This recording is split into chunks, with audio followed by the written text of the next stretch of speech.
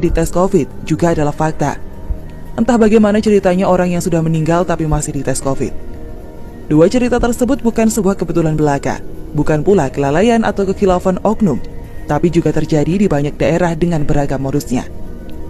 Saya juga menjadi saksi hidup bagaimana petugas kesehatan mendatangi rumah warga dan membujuknya untuk setuju di-COVID-kan. Lalu ketika ditanya kenapa yang bersangkutan menawarkan itu, jawabannya sederhana, untuk laporan desa.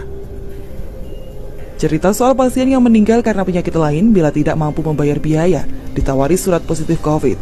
Cukup menyetujui pemakaman COVID, maka mayat bisa keluar tanpa perlu membayar. Belum lagi aturan pemakaman COVID untuk semua pasien yang dicurigai. Bahkan meski tidak ada gejala pun divonis dicurigai COVID, sehingga pemakamannya harus sesuai aturan COVID. Beberapa hari setelahnya, hasil tes keluar dan ternyata negatif. Berapa banyak mayat yang dimakamkan sesuai standar COVID, tapi hasil tesnya ternyata negatif? Banyak. Lalu apakah setelah itu lingkungan sekitar tahu bahwa ternyata hasilnya negatif? Tak banyak. Ini seperti hoax yang terlanjur menyebar. Klarifikasi dan permintaan maaf tak akan pernah cukup menjangkau semua orang yang sudah menerima info hoax tersebut. Berbulan-bulan kita melakukan protes. Banyak sudah yang melawan praktek jahat ini. Lalu kemarin, akhirnya Muldoko mau ikut menyuarakan, meminta pihak terkait untuk tidak memaksakan status COVID ke pasien yang sebenarnya non-COVID. Bagi saya ini jelas angin segar. Angin perubahan yang langsung terdengar dari Kepala Kantor Staf Presiden. Harapannya semoga para tenaga medis yang nakal mulai tobat, mulai takut untuk main-main dengan status COVID. Tapi selanjutnya pemerintah juga perlu mencari tahu akar permasalahannya. Teguran kepada pihak rumah sakit dan tenaga medis tidak akan pernah cukup kalau kita tak paham masalah yang memotivasinya. Coba jelaskan ke publik, atau minimal cari tahu, kenapa ada pemburuan pasien dan mayat COVID? Kenapa ada tenaga medis yang mengincar penambahan pasien COVID? Kenapa ada tenaga kesehatan yang mengincar warga dengan penyakit bawaan dan menahun untuk diperiksa dan dipaksa COVID? Sebenarnya ada apa dengan mereka? Apa motivasinya? Tidak mungkin mereka melakukan ini tanpa alasan yang jelas. Memang sudah banyak kabar dan desas-desus terkait motivasi dan alasan tenaga medis bertindak nakal. Tapi tetap saja ini harus dikonfirmasi karena berkaitan dengan perbaikan kebijakan. Pada intinya kondisi kita sudah krisis. Masyarakat sudah menjerit.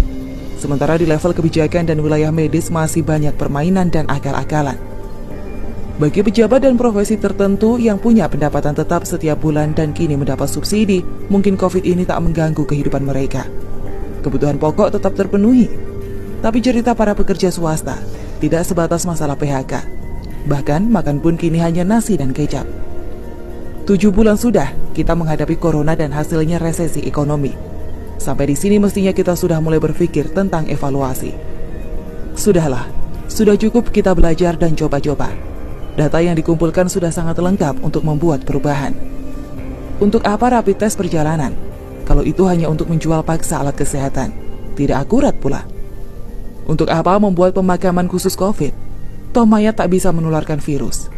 Sudahlah, jangan lagi main propaganda dengan mengumpulkan mayat dalam satu tempat hanya untuk menciptakan ketakutan.